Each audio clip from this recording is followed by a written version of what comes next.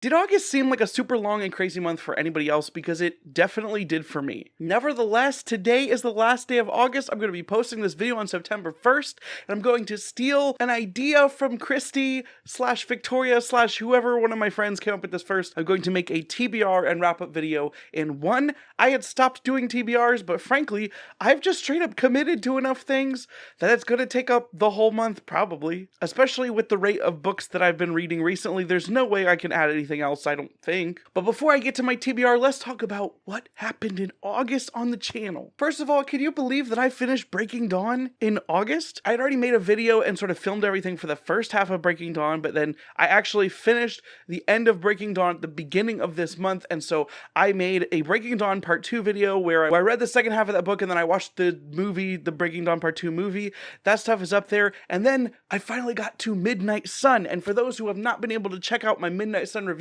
I'll link that up above. I loved it so much. I love being able to revisit the beginning of the series, and all of its insanity was a little more toned down, but we got to see it from Edward's perspective, so it was actually toned up, and we got to visit the familiar, fun, if not a little bit crazy, where we got to visit Edward and Bella making first contact and getting to experience that part of the relationship with some new information added in. With Edward being able to read everyone's mind, it actually makes for a way more interesting prequel than I initially had assumed, and I had a blast with it. Midnight Sun was so fun. I think I said this in my review video, but I'll say it again. If you like Twilight, you will probably really like Midnight Sun. If you don't like Twilight and you have a problem with Twilight as you've aged or just initially, you're not gonna like Midnight Sun. It does absolutely nothing at all to try to convince you to spend time with it if you're not a fan. If you are a fan though, it's a hidden gem. I didn't think it was going to be worth the hype, but it totally was. Next, I read The Rage of Dragons, which I also made a video review for that will be up there.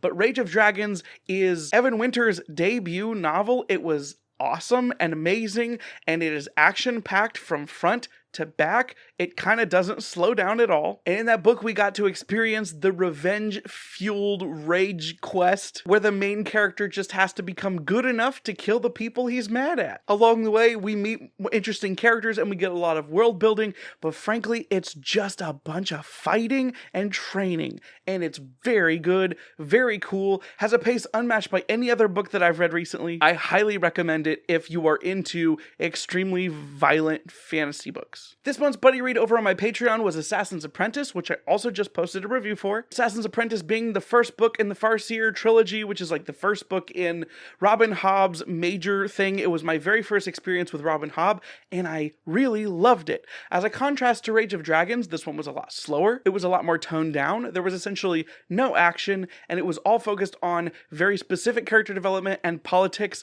but dang, was it a super, super sad book, because it seems like Robin Hobb loves to take characters, make you attached to them, and then destroy their lives systematically. I mentioned this at the very end of my review video. If you have a problem with animal violence, you should not read Assassin's Apprentice. But that book also low-key has a very interesting magic system that it kind of brings in under the politics, and it sneaks it in a way where it is actually extremely fantastical, but you are so intrigued by the politics and the character moments that you don't realize how important it is to the story. It's a really cool effect. Jumping over to the TBR side, we're actually going to be reading Royal Assassin, the sequel to that book, the second book in the Farseer trilogy, this month on my Patreon. So if you want to join in with us on that, you can go ahead, and there's a link to my Patreon down below that will also unlock additional benefits and a special section of my Discord server, which is free normally. Everybody can jump into the Discord server. I encourage you to. I love having conversations with everyone. It's been a blast over there, but there's a bunch of extra sections in the Discord for those people that are patrons. Thank you guys so much. The last book that I read in August was The Poppy War. The Poppy War is a book that I have such conflicting thoughts about, because I loved a lot of things that happened in that book,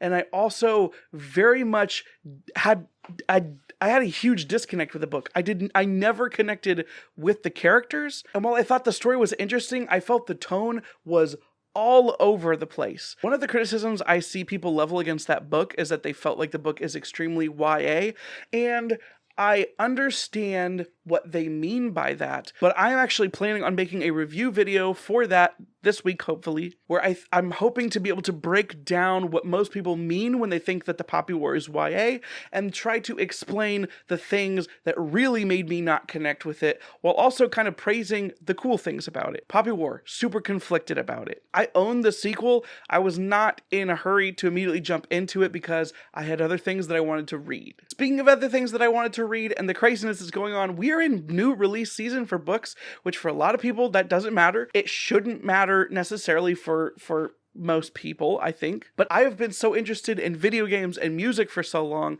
that I get really excited to be caught up in the zeitgeist when everyone is talking about the same thing. It's one of my favorite things with my hobbies. And so with some new books coming out, I wanted to make sure that I was read up. That's why I read Rage of Dragons. That's why I read Poppy War, though I wasn't as interested in that one. But September is giving us my first major new release of the year, which is To Sleep in a Sea of Stars, which I'm extremely excited about. I'm going to be doing a buddy read of To Sleep in a Sea of Stars on my Discord. Once again, that link is down below, because I just want to read it so bad. I was a fan of Paolini's books through the years, though to varying degrees. I've loved his storytelling, even if I didn't always love his writing. Maybe someday I will make a video on that. Nevertheless, I'm going to make the To Sleep in a Sea of Stars buddy read a public one, so anybody will be able to join my Discord and join along with that. Normally, my Discord buddy reads are actually scheduled out and we're reading it at a slow pace, but I kind of want to binge that one as fast as possible to get through it before any major spoilers come through. But I'm going to make sections of the Discord so that we can talk about it in blocks without having to spoil chunks.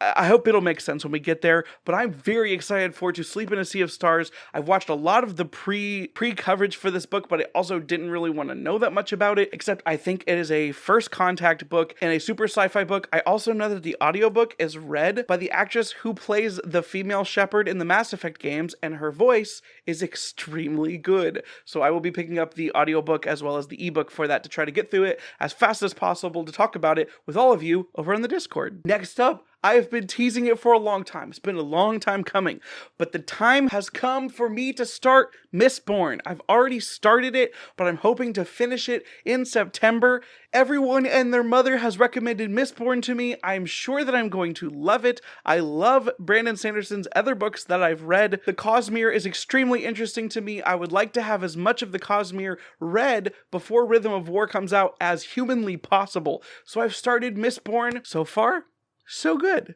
I think I like Stormlight better, but hey, it's my favorite series of all time. You can't beat it so easily, Brandon. Lastly but not leastly, I'm going to be trying to fit in the short stories, the Stories of Your Life and Others short story collection, which is by the author who wrote the short story that was made into a movie called Arrival. Arrival was a crazy awesome movie, one that I had sort of predicted the plot to because I play way too many video games, but the movie was extremely good. I'd like to see the inspiration for that movie, and I would also like to see more short stories by that author. I will be kind of talking about that with my super informal buddy read discussion with a bunch of other booktubers that I'm friends with. Last time we kind of got together, we talked about The Memory Police, which wasn't my favorite, but I'm feeling more hopeful about this one. I think it's going to be more true sci-fi. But yeah, those are the books that I read in August. Those are the books that I'm hoping to read in September. And dang, I'm so excited for all of these books. I'm also excited because fall is around the corner if it's not already here.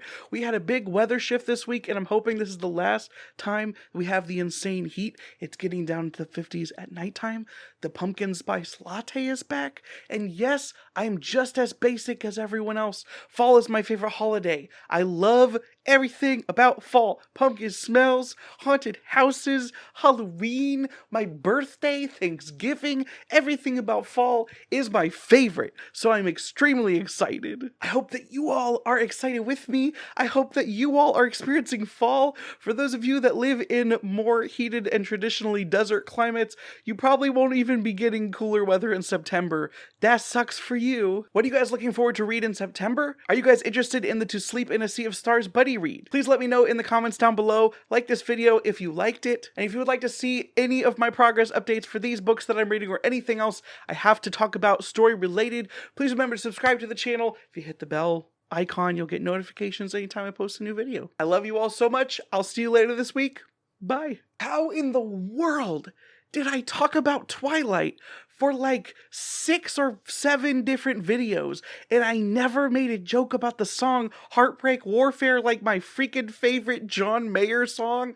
One of my favorite John Mayer songs, freaking clouds and sulfur in the air, bombs are falling everywhere, it's Heartbreak Warfare. Frick, man, how did I miss that opportunity? Sleep, no one ever get enough. Always looking out tired. Sleep, no one ever get enough. If it don't show up, I might get fired. Sleep, no one ever get enough. Always looking out tired. Sleep, no one ever get enough. If I don't show up, I might get